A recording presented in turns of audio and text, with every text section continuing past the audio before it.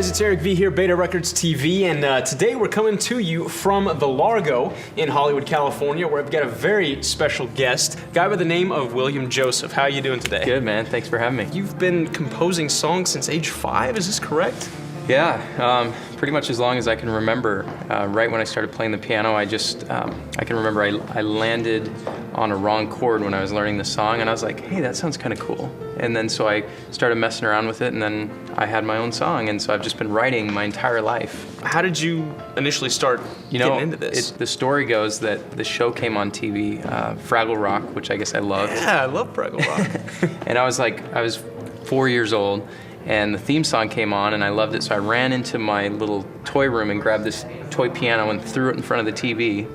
And I guess I started just playing along with the song with both hands, and my parents were standing behind me, and they're like, what the heck? They're like, we should get him lessons. When did you officially start releasing stuff or performing for people? Or when I was about 12, I started doing like weddings, and I'd play at like nursing homes, just different things around the valley, and it just kind of grew more and more. And then finally, I had a friend that just said, you know, you really should put a CD together. I was like 21, and so I put the CD together, and I actually wheeled a piano into a local mall, and I just started playing these crazy songs like all day long, and was just selling CDs all day long. Growing up, were your parents into rock? Where did these influences come from? I can remember when my dad was taking me to piano lessons each week, we'd be rocking out to like classic rock on the way there, you know, just like bobbing our heads. And then we'd get in there and then open up Chopin and, you know, no, and then hop back in the car and like, yeah.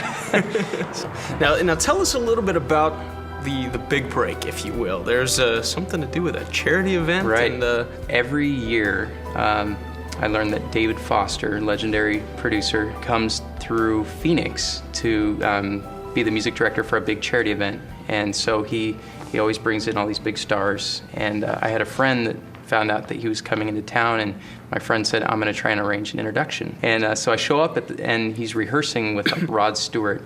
And so finally on the break, I was introduced to David, and I was brought up to David's piano, and the person that introduced me said, do you mind if William plays your piano really quick? And I had no idea that was going to happen, and I was like, you know, my heart skipped a few beats. So finally I sat down and I played this song that I wrote, and about 15 seconds into me playing the song for him, he turns over and he looks at the band, and he starts conducting for them to join in. And so I'm, you know, rocking out, and all of a sudden, like, the drummer comes in with this ripping beat, and everybody on stage joins in, and I've got David Foster conducting over me, and I'm like, oh, please don't mess this up. You know, and so when I finished, David gave me a high five. He's like, what was that song? And I said, I wrote it, and he said, you know, I was gonna open the show tonight, but you're gonna come back tonight, and you're gonna open the show. And wow. That's when I fell over. Do you hear this music in your head before it comes to life? You know, I use the piano as kind of my pen and paper at first, and like I'll figure out maybe the piano part, and then we'll record it, and then we'll say, okay, let's do some strings, and then we're like, okay, now we need the drums, now we need this, and we just kind of build this song of how we see it in our heads.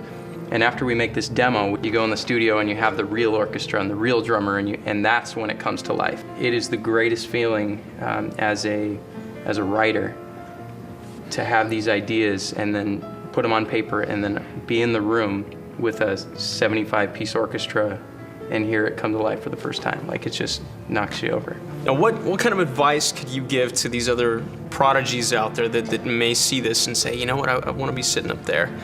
There's like this idea that some people have that if they go and they learn this strict training, that they're going to be put inside a box and they can't express themselves creatively. But that's the opposite. Like, if you can learn, you know, jazz or classical and learn this amazing form of music, you'll be able to take what's inside of your head and express it in the best way that you could possibly do that.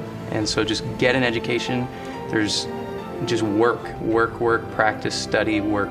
It takes a lot of work, and a lot of people say, you know, I'd give my life to play like you do, and I just simply respond, I did. You know, it would be fun to play what I played for David Foster when I met him.